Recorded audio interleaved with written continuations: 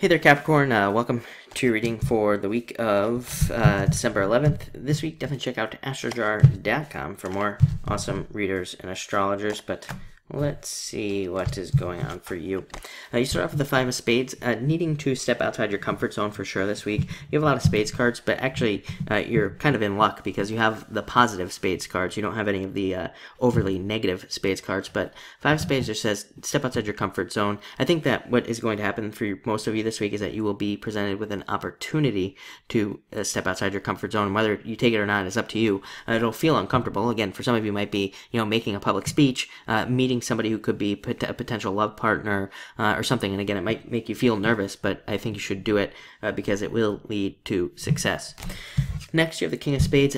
This week, again, a lot of, I've said to almost every other sign, there's a lot of like authority type energy this week, dealing with authorities, dealing with the legal system and things like that. So again, no speeding this week, no doing anything crazy that could get you in trouble for sure. But this is a good card. It represents justice and a change in energy. Basically, anywhere where you have experienced injustice, there could be some sort of turnaround there for you. So I like to see that for you as well. It's also a card of experience. I think that this week in general, I think is a very good week for just using experience to your advantage and things that you already know. I think a lot of answers could come from the past.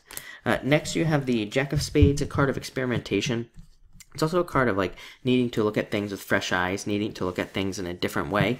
So I think that you have two tens here. I think that in some ways, I think if you could get like a friend involved or somebody who you trust who is very close to you, the King of Spades also rules like mentors and things like that. I think that if you could get a second opinion on things, that would probably be a good idea, especially if you're not sure like what you should be doing or anything like that.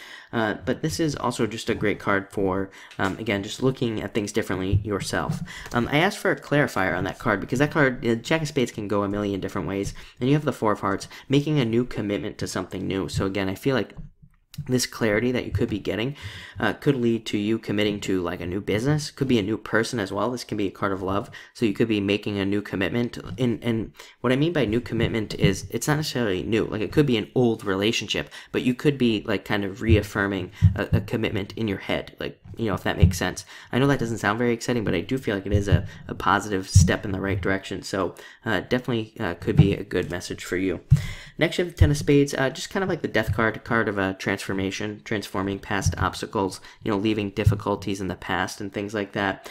For some of you, this can represent travel as well. You also have the Ten of Hearts. Four of Hearts, Ten of Hearts, and the Ten of Spades can all represent traveling. So a lot of you could be planning on traveling, or you could literally be traveling somewhere. So it's a good card for that. Four of Hearts, also a great card for moving. Four of Hearts plus the Five of Spades. If any of you are thinking about moving, it might be a good time to start planning that as well.